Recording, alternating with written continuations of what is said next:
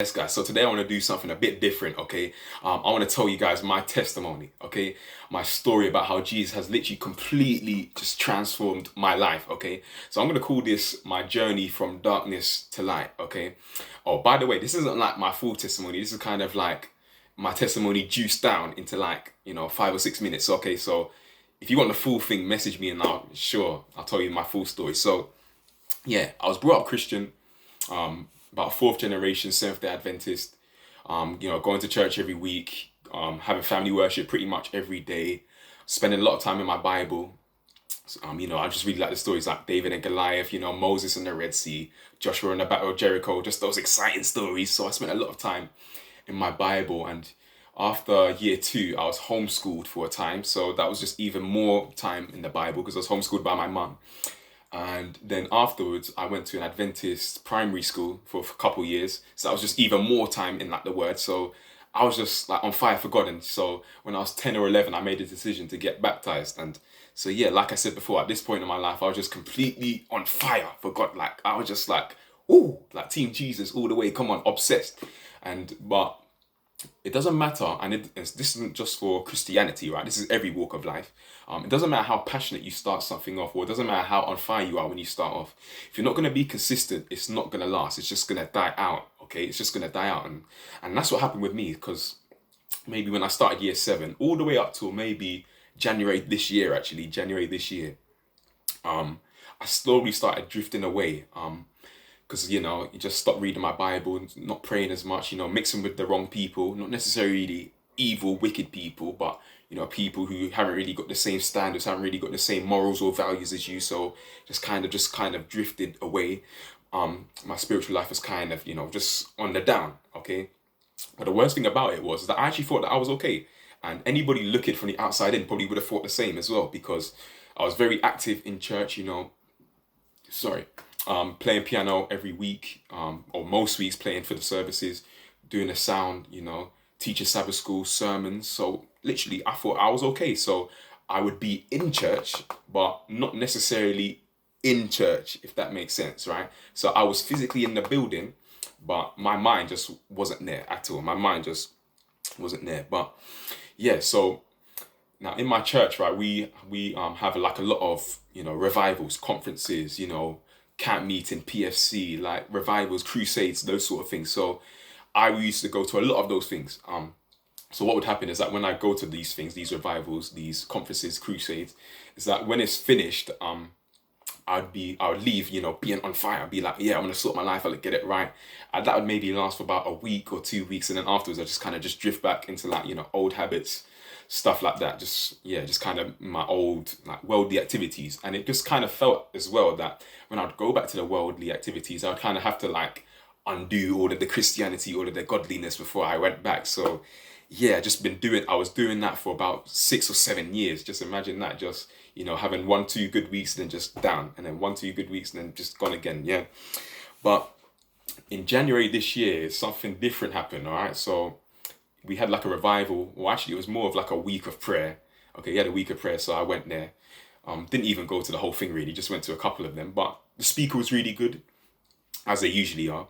And afterwards, I was like, yeah, let me just sort my life out.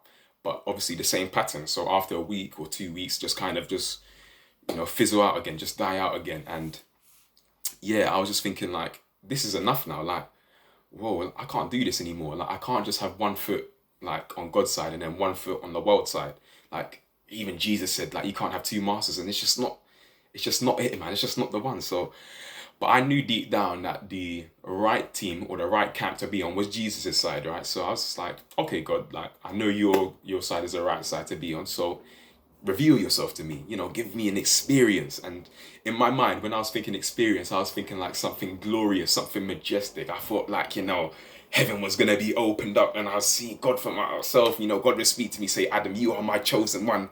You go and do this. That's what I thought. But boy, was I wrong. Boy, was I wrong. So I was praying for an experience, and then, January comes and goes, nothing. February comes and goes, nothing. And so at this point, I'm just like, what's going on? Like, why haven't you revealed yourself to me yet, God? And so there was one evening, and I was just like, nah, you know what? I'm done, man. I'm fed up with this. So I was like, God, this is the last chance, yeah? And I said this prayer. I said, God, I want you to reveal yourself to me tonight. Like that, not no tomorrow, not no next week business, no, tonight, right? And if you don't reveal yourself to me tonight, I'm gone and I'm not coming back this time, okay? And so, yeah, I was like, the ball's in your court. So I went to bed that night and woke up the next morning, nothing. So I was just like, you know what? Okay, I gave you your chance. I'm gone now, okay? I'm gone. But then I was thinking, surely it's in God's best interest for everybody to have a relationship have a relationship with him and to experience him. So why didn't it not happen? And then I was just thinking, like, maybe I've got to do something, like, maybe I've got to like do the searching. Like, God's not gonna wave a magic wand and just give me an experience, because after all, it's a relationship. Relationships two ways. Like, I've got to do my part, he'll do his, sort of thing. And then a verse came to my mind. It was Jeremiah 29:13, and it says, "You will seek me and you will find me when you search for me with your whole heart." And then at that point, that's when it literally just like clicked. I was like, oh yeah, that makes so much sense. Maybe the way to experience Jesus is in his word.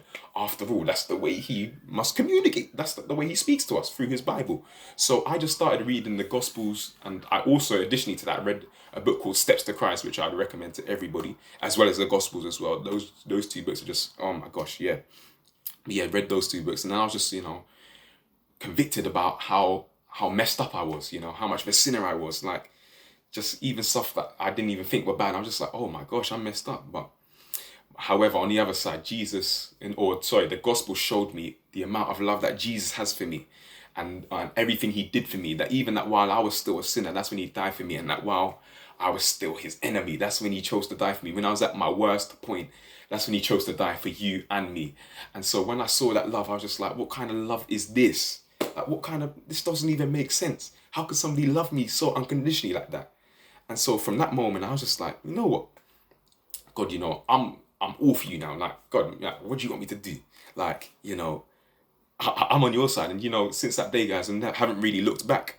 But one thing I don't want you guys to get confused about is that don't think that as soon as you make your decision to follow Jesus, right, that you're just going to be changed like straight away into like the perfect person. Nah, that's not going to happen.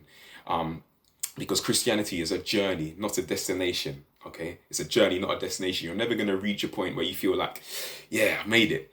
Nah. In fact, it's pretty much the opposite, actually, because the closer that you get to Christ is actually the more you recognize your need for him. Okay, so like I said before, Christianity is a journey, not a destination. And that's why Jesus said, straight and narrow is the path, because it's a journey, right? There's never like a finishing line, like where you're saying, yes, Christian, not like, no, it's a journey, it's a process. And so what I want to leave with you guys is this, right? It's that if you want to experience Jesus, right? If you want to, have him reveal himself to you, then the best place and the only place to do that is in his word. Jeremiah 29:13, you will seek me and you will find me when you search for me with your whole heart. Okay, so that was my story, the super juice version. Hope it helps somebody. Hope you're inspired by it. Hope you're blessed by it. And yeah, catch you guys next time.